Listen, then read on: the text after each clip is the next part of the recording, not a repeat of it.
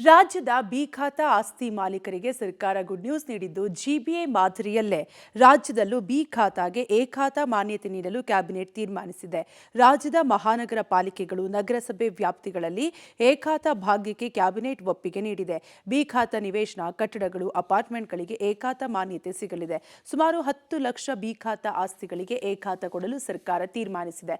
ಆದರೆ ದಂಡದ ಪ್ರಮಾಣ ನಿಗದಿ ಮಾಡಿಲ್ಲ. ಈಗಾಗಲೇ ಜಿಬಿಎ ವ್ಯಾಪ್ತಿಯಲ್ಲಿ ಆಸ್ತಿಯ ಮಾರ್ಗಸೂಚಿ ದರದ ಶೇಕಡ 5ರಷ್ಟು ದಂಡ ಕಟ್ಟಿ ಎ ಖಾತಾ ಪಡೆಯಲು ಅವಕಾಶ ಕೊಟ್ಟಿದೆ. ಆದರೆ ಶೇಕಡ 5ರಷ್ಟು ದಂಡಕ್ಕೆ ಆಕ್ಷೇಪ ವ್ಯಕ್ತವಾಗಿತ್ತು.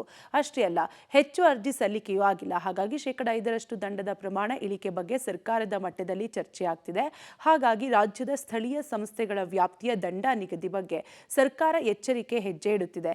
ಇನ್ನು ಬಿ ಖಾತಾ ಆಸ್ತಿಗಳಿಗೆ ಎ ಖಾತಾ ಭಾಗ್ಯ ಕರುಣಿಸುವುದರಿಂದ ರಾಜ್ಯ ಸರ್ಕಾರದ ಬೊಕ್ಕಸಕ್ಕೆ ಹೆಚ್ಚು ತೆರಿಗೆ ಸಂಗ್ರಹ ಆಗಲಿದೆ. ಸದ್ಯ ಎ ಖಾತಾ ಆಸ್ತಿಗಳಿಗಿಂತ ಬಿ ಖಾತಾ ಆಸ್ತಿ ಹೊಂದಿರುವವರು ಶೇಕಡ 75ರಷ್ಟು ಕಮ್ಮಿ ಟ್ಯಾಕ್ಸ್ ಕಟ್ಟುತ್ತಿದ್ದಾರೆ.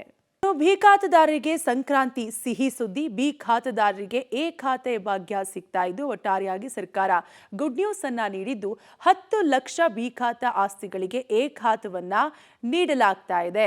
10 ಲಕ್ಷ ಬಿ ಖಾತಾ ಆಸ್ತಿಗಳಿಗೆ ಎ ಖಾತವನ್ನ ನೀಡಲಾಗ್ತಾ ಇದ್ದು, ದಂಡದ ಪ್ರಮಾಣ ಇನ್ನೂ ಕೂಡ ನಿಗದಿಯಾಗಿಲ್ಲ. ಬಿ ಖಾತಾ ನಿವೇಶನ, ಕಟ್ಟಡಗಳು, ಅಪಾರ್ಟ್ಮೆಂಟ್ಗಳಿಗೂ ಕೂಡ ಇದು ಅನ್ವಯವಾಗಲಿದ್ದು, ಎಲ್ಲಾ ಪಾಲಿಕೆ, ನಗರಸಭೆ ವ್ಯಾಪ್ತಿಗೂ ಕೂಡ ಅನ್ವಯ ಆಗಲಿದೆ. ಇದಕ್ಕೆ ಸಂಬಂಧಪಟ್ಟ ಹಾಗೆ ರಾಜ್ಯ ನಗರ ಸ್ಥಳೀಯ ಸಂಸ್ಥೆಗಳ ವ್ಯಾಪ್ತಿಯಲ್ಲಿ ಅನಧಿಕೃತವಾಗಿ ರಚಿಸಿರುವ ಬಡಾವಣೆಗಳಲ್ಲಿನ ಬಿ ಖಾತಾ ನಿವೇಶನ, ಕಟ್ಟಡ, ಅಪಾರ್ಟ್ಮೆಂಟ್, ಪ್ಲಾಟ್ಗಳಿಗೆ ಎ ಖಾತಾ ನೀಡೋದ್ರ ಬಗ್ಗೆ ಈಗೇನು ಜಿಬಿಎದಲ್ಲಿದೆಯಲ್ಲ, ಆ ರೀತಿಯಾಗಿ ಮಾಡೋದಕ್ಕೆ ಸ್ಥಳೀಯ ಸಂಸ್ಥೆಗಳಿಗೆ, ಮುನ್ಸಿಪಾಲಿಟೀಸ್ ಇವೆಲ್ಲವೂ ಅನುಮತಿ ನೀಡಲಾಯಿತು.